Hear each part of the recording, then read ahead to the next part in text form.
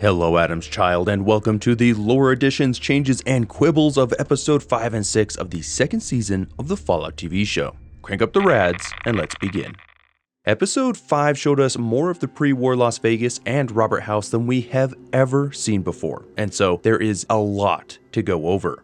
First things first, what we had suspected from the first episode when we were presented with the two different Robert Houses was true. The younger looking one we saw first in the Vault-Tec meeting is employed as a body double for the real Robert House. This appears to be a very well kept secret that House feels inclined to reveal to Cooper Howard after he accompanied his wife Barb to Vegas, where she hopes to sell the cold fusion tech to House. I can't imagine there are that many people that know this secret, most of whom likely only know because House wants them to. Not to retread old ground, but this practice tracks with the real man that inspired the character of House, Howard Hughes. 10 years is a long time to play the public face of Mr. House, and it's unknown if this is House's first body double or not. House's express interest in cold fusion technology is to allow him to be immortal in some sort of roboticized, non-biological form, and he needs either the power output or the potential longevity and dependability of cold fusion to make that a reality. It is obvious that House does not get the cold fusion since he has no such technology in Fallout New Vegas, and he was forced to find a different avenue for extending his lifespan, which meant preserving his body within a life support pod.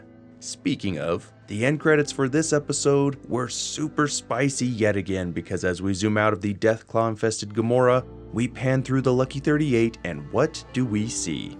House's life preservation pod from Fallout New Vegas with an arm lifelessly hanging out of it. Now again, these are the end credits, but so far through all the episodes, they haven't shown anything that has been directly contradicted or shown to be incorrect.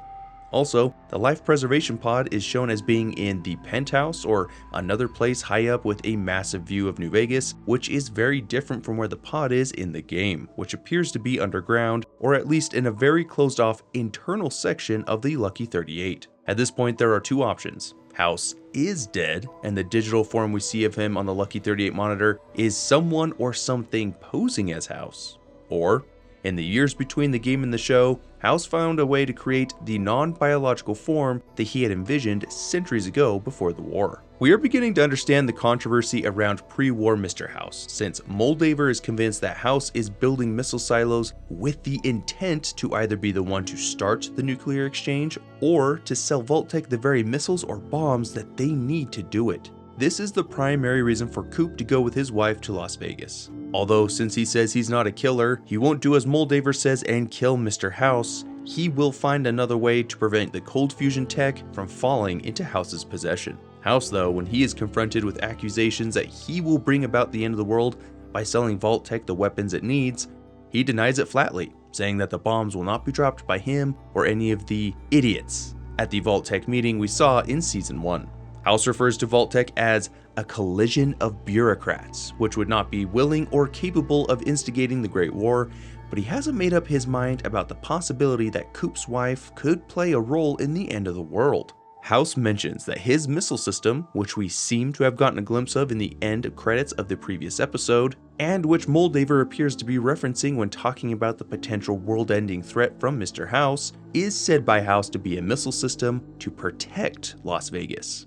We can't be sure how true all of this is quite yet, since we have conflicting information, and although Robert House can be accused of many things, he is not a bold-faced liar. Interestingly, in Fallout New Vegas, we are only told of House using a laser defense system for Las Vegas and an electronic jamming system, which was actually responsible for the bulk of the missile interceptions, but not a missile defense system. Perhaps depending on how you define defense, nuclear-tipped ICBMs could be considered a type of defense, if we believe the old adage that the best defense is a good offense.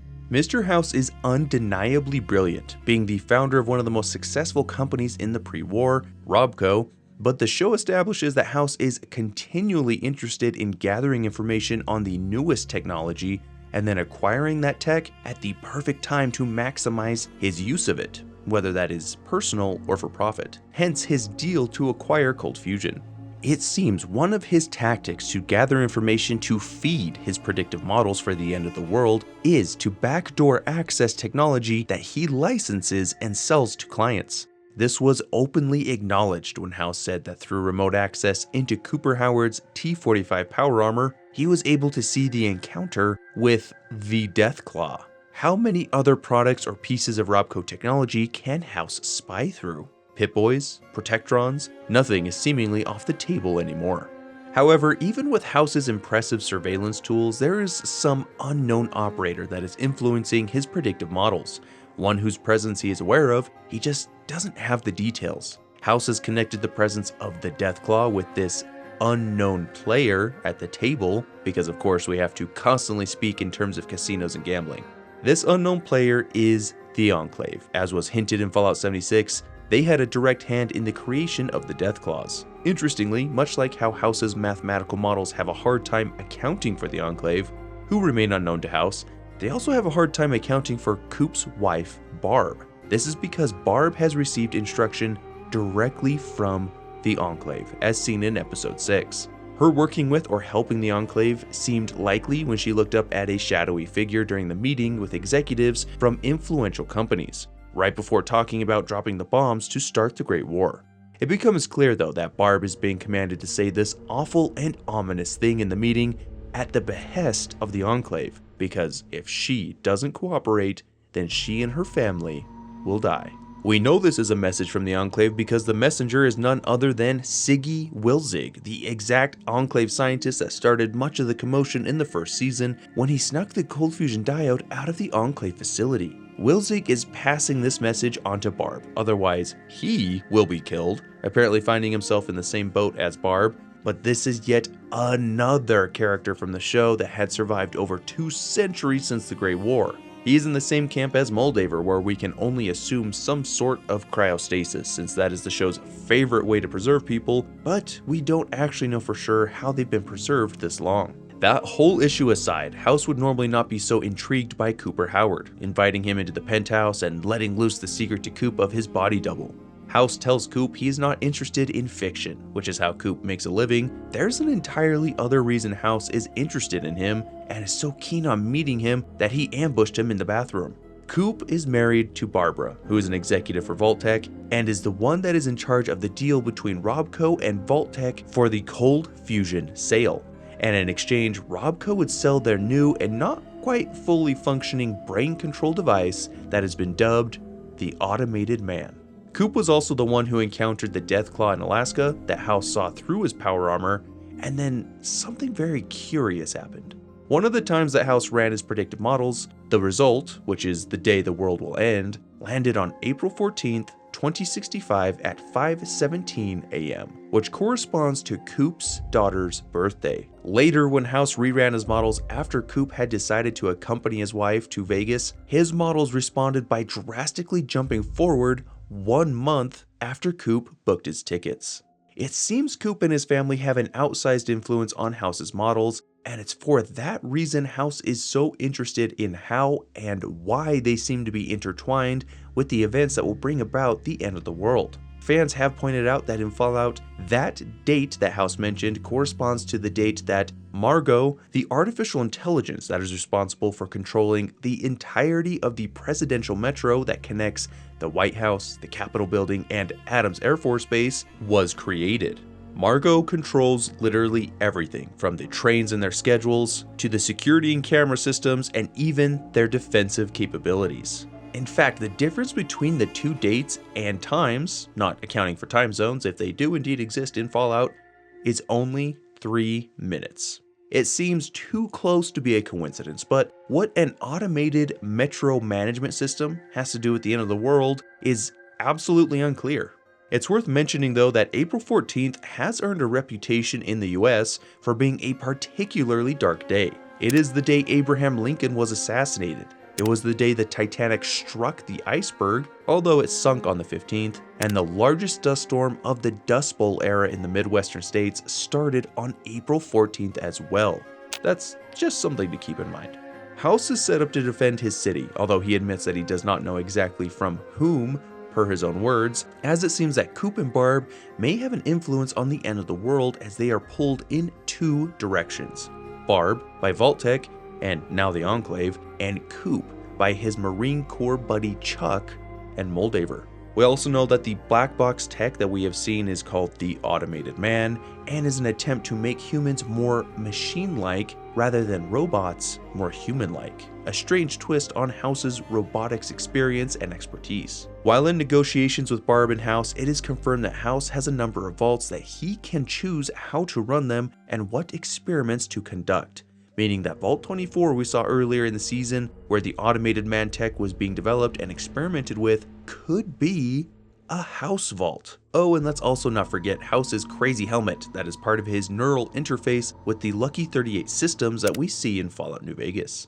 The other huge first-time inclusion of a long-standing and very important creature to the Fallout universe happened in Episode 6, Super Mutants. Coop is saved by a large hooded figure, once seen in the trailers, and who was assumed by many to either be a super mutant or Gorus, the talking Deathclaw companion from Fallout 2, as he goes around disguised and hooded as well. Well, as soon as we saw the hanging meat bag at the hooded person's home, it was obvious that this was a super mutant. Interestingly, it seems that the actor Ron Perlman is voicing and acting either as a mocap actor or just allowing his likeness to be used, because the super mutant sounds and looks like Perlman, who has been a fixture of the series since the very first games, where he narrated the intro. The super mutant has found an old church to call his home, which is a cool reference to Fallout 3, where super mutants very routinely set up and claim old pre-war churches as their bases. The super mutant, whose name we don't know yet, is helping the ghoul because super mutants and ghouls both need to ally against a common enemy. The enemy that set everything in motion and led to their creation in the first place, at least according to the super mutant, the Enclave. The super mutant believes a war is coming and that the ghoul will need friends in this upcoming war, but the ghoul is rather insistent that he needs to continue alone as he's done for 2 centuries. Rather than killing him though, the super mutant just knocks him out, since if the ghoul will not help in this upcoming conflict, he can't know sensitive information like where they live. If I were to guess, this war will be explored more in the next season, and however things work out for the ghoul at the end of season 2 will convince him to join. We will for sure be seeing more of this unnamed mutant though. We've gotten a look at the strip, and now that we've gotten a close-up look at Freeside, it is very interesting. The layout of Freeside appears to have some changes from the game as well. The large iconic Freeside sign just down the street from the Atomic Wrangler is a great reference point because the School of Impersonation, the Atomic Wrangler, Smitty's, and the Silver Rush are all in the appropriate places respective to one another, and they look almost identical to how they're shown in the game. However, the gate to the New Vegas Strip is now closer to the School of Impersonation than it is shown in game. And, very notably, Mick and Ralph's shop is now close to the School of Impersonation, rather than being in a totally different part of Freeside, close to the eastern Freeside entrance. The sign almost looks exactly the same, actually it looks a bit nicer, and it's possible that they just moved to a better location. However, the way the casinos are oriented around this gate is not the way that they are shown in the game, since it is oriented perpendicular to the strip with the Lucky 38 on the left and Gamora on the right, rather than having Gamora straight ahead. The gate is also oriented on the wrong side of the School of Impersonation, which in the game is not even facing the strip. Additionally, the School of Impersonation is looking much less kingly. I don't see any actual kings hanging outside like they were known to do. A fun inclusion is a few buildings down from Mick and Ralph's is Freeside's very own Golden Globes Porn, a business that we previously only knew existed in Fallout 2's New Reno. They must be doing pretty well for themselves to have another store all the way out in Freeside. Interestingly, Smitty's is a store whose sign we can see in Fallout New Vegas, but it's all boarded up. But now the sign is lit up and it looks like it's being used in the TV show. The Atomic Wrangler is looking really good though, and inside has a different layout from the game. But curiously, the Garrett twins that ran it in Fallout New Vegas, they're nowhere to be seen. The Silver Rush also doesn't have its iconic guard posted out front, perhaps indicating that the Van Graffs are no longer selling their weapons from there. There's also an interesting comment from the bartender at the Atomic Wrangler when he is talking about New Vegas's change in management over time, where he says it has been, quote, NCR, Legion, NCR, Legion, f***ing robots. and then he jokes about the Deathclaws trying to tax him, basically acknowledging that they are the ones that rule the Strip at the moment. This is fascinating, since it seems the only post-Fallout New Vegas history we have gotten to at this point is this very casual remark. It would seem that the city of New Vegas fell under NCR control after the events of Fallout New Vegas, because they never owned it or called the shots prior to the game. New Vegas has been independent from the beginning. The city then went back and forth between the NCR and the Legion, it would seem, before the robots, which I interpret to be House, took over prior to the Deathclaws taking over the Strip. In the pre-war, we see that Gamora and the Tops are pre-war casinos, so it appears as though House had the casinos rebuilt in the post-war much as he remembered them. What is crazy though is that the Vault 21 Hotel, which was started when House emptied out the vault, which was still functioning at the time, is apparently a pre-war invention. We see a sign not for a Vault-Tec vault, but a vault hotel. Outside of it is a cardboard cutout of Cooper Howard telling visitors that he wants to introduce them to their new home. It appears that the vault was built as a hotel and a way to promote Vault-Tec and its vaults, meaning that the idea of Sarah Weintraub in Fallout New Vegas to turn the remains of the vault into a hotel was not an original one. There is a large defense contractor summit happening at the Lucky 38, seemingly in response to the US government's lack of progress with its enemies, presumably China, and the 4 big companies that were invited are Westech, Vault-Tec, Robco, and Big Mountain. But interestingly, there's no RepCon. We continue to learn more and more about Vault-Tec, and in particular its plans for the post-war and the Tri-Vault experiment, which are Vaults 31, 32, and 33. An interesting development was learning that Vault-Tec has special management vaults, which were used to continue Vault-Tec's objectives in the post-war, and a place to preserve VIPs. These vaults are apparently found in every state, and the ghoul has found a few of them, including one in Oregon, but he has never found one in Vegas. Indeed, that is where Hank currently is, perfecting the automated man-tech, and as we learned, supposedly where Coop's wife and daughter are both currently being held in cryostasis. Although, to be fair, we haven't actually seen them in the pods, just their names.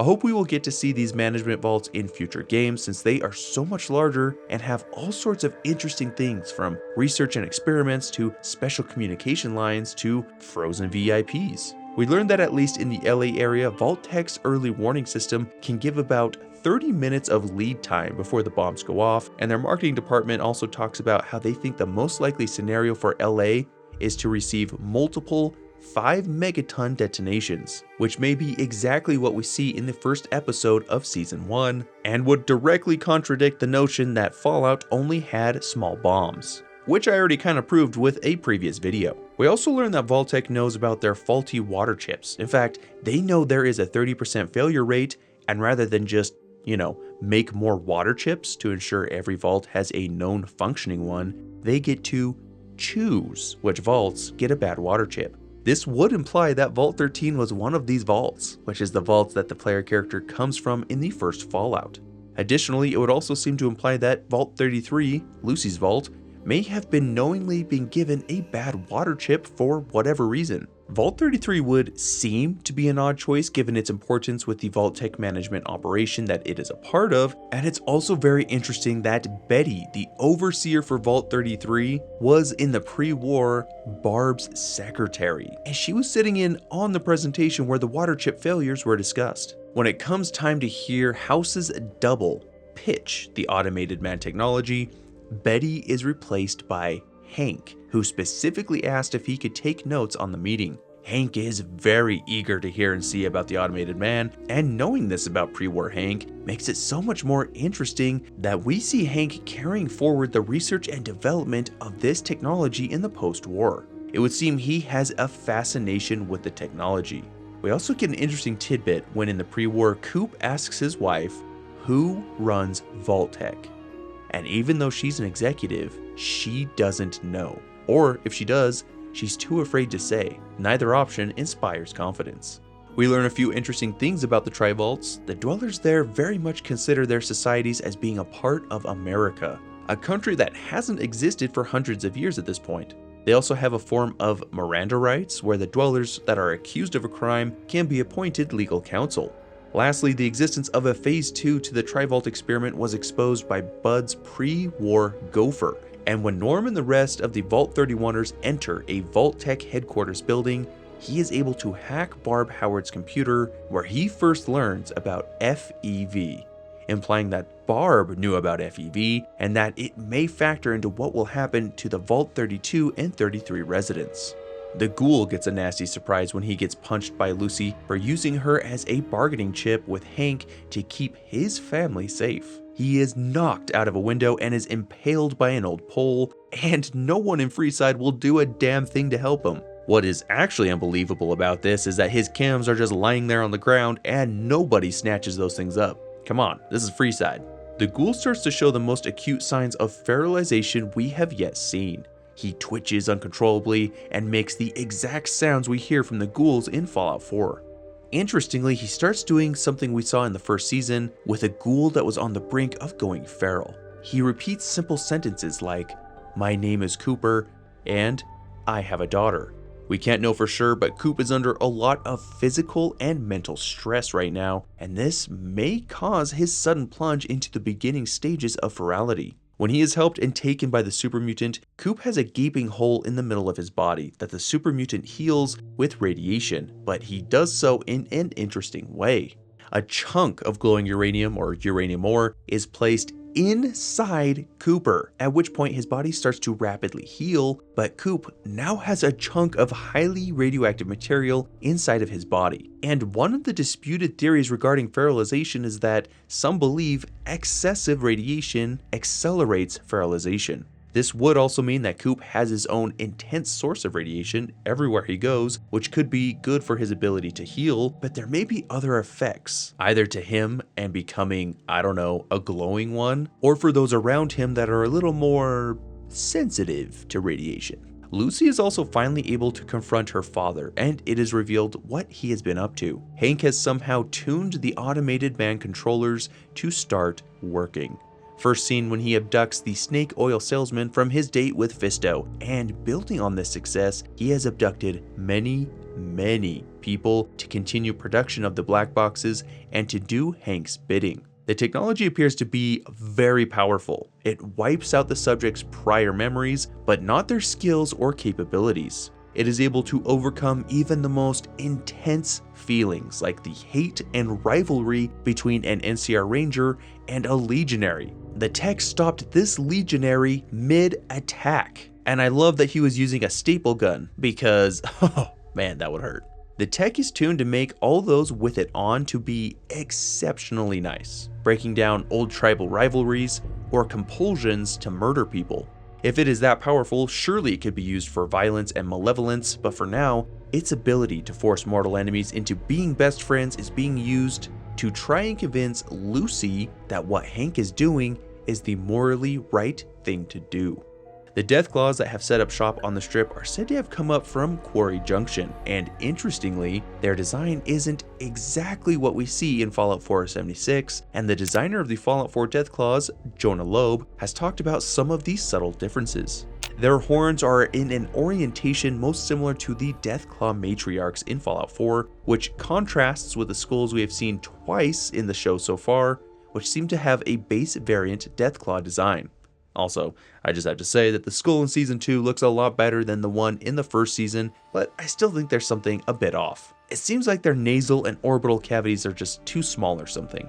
The show is going hard on linking Deathclaws to demons, or hell, with the episode 4 title being The Demon in the Snow, and now Deathclaws have called Gomorrah their home. The end credits for episode 5 are strange in that we see what is presumably a Deathclaw nest in Gomorrah, but there are some spiky eggs, which, one, we've never seen before, and two, can you imagine having to lay those eggs? There's also a very strange looking Deathclaw laying beside the eggs, and this oddly shaped Deathclaw, if it is a Deathclaw, combined with the spiky eggs, might be an indication that there's something more going on here.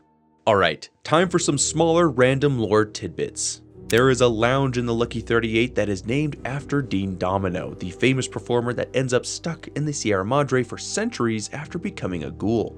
There is a drink called a Nucatini. Barv is seen eating the greasy prospector brand of beans, and Twizzlers the brand is now officially canon in Fallout.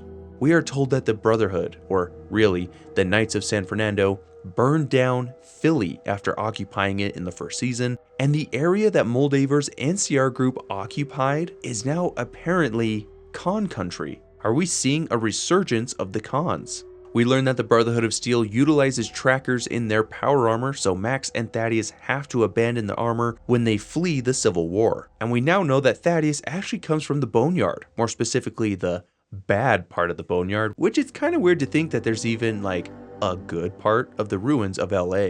One throwaway line which answers a question I wasn't sure about regarding the Legion and cannibalism is when Hank describes one of his reformed workers as having formerly been a slave cook for the Legion who would cook up human meat. Previously, the Legion's stance on the practice was dubious given their support of the White Gloves and knowledge of their cannibalism. Apparently, a side effect of a dick doll to cure chem reliance is throwing up. Like, profuse, extended, it's so gross, but I can't look away kind of throw up. That should honestly make it into the games. Alright, now to the question and theory part, because boy are there some questions. The statement about New Vegas coming under new management, where the man says specifically NCR, Legion, fucking robots, could make sense if rather than an absolute victory path presented in Fallout New Vegas, the reality is more complicated. Since the NCR is first mentioned, a scenario where the NCR lost Hoover Dam and immediately seized New Vegas to try and use its resources and secure it against the Legion could make sense. That would mean that House was either unable or not quite ready to use his Securitron army. The Legion marches on New Vegas, pushing the NCR out and destroying Camp McCarran, which in one of the end credits looks like a major battle took place. The NCR are able to mount a successful counteroffensive and retake New Vegas from the Legion, but Shady Sands is destroyed and the NCR morale, supplies, and coordination fall apart completely, allowing the Legion to take over New Vegas proper again. With both factions in a weakened state, House is able to reassert control over New Vegas from the Legion, perhaps after Caesar died and there were schisms within the Legion. However, House's position was not firm, so when the Deathclaws migrated north from Quarry Junction, or just outside of Quarry Junction, they were able to set up camp on the Strip. That's my best attempt at a plausible scenario based on what the bartender said. I find the idea of a mutant-led war against the Enclave very interesting. First off, where could this community of mutants be? And of course, I'm meaning super mutants and ghouls together, hence why I only say mutants, but it would seem any ghoul or super mutant dominated location that we know of in New Vegas would be just too obvious. So places like Black Mountain or Jacobstown don't seem likely because the super mutant is concerned about their community's secrecy. Also, the war that is coming with the Enclave, is this related to the Enclave's favorite pastime of trying to eradicate every single mutated thing off the face of the earth? They've only tried that like twice now, once in Fallout 2 and then again in Fallout 3. Or is this a group of mutants who want to destroy who they believe is responsible for the end of the world and all the awful stuff that happened afterwards? I do think this conflict will be something we see of more in the next season, as we are more introduced to the Enclave and what it looks like in this part of the country at this point in time. It will be interesting now that Hank has successfully developed the automated Vault-Tec to see who he was reporting to and talking to on the radio broadcast not long after he got to the bunker. Although Hank's plan isn't fully known, I found it interesting he was wanting Lucy to be taken back to Vault 33. Wouldn't that just cause so much turmoil in the vaults? Lucy would tell everyone who her dad really is, where he comes from, the plan of Vault-Tec, expose the overseers. It just seems very short-sighted unless there is something more at play. Okay, that's what I have for you this time. This season is shaping up to have a very explosive finale, and I look forward to covering the last 2 episodes and what they add to the Fallout corpus. Thanks for coming to hear Adam's Holy Word. If you like what you see, support me in any way you see fit, and we will resume our regularly scheduled programming very soon. Embrace Adam's glow, be kind to yourself, and all of Adam's creations, and I will see you soon.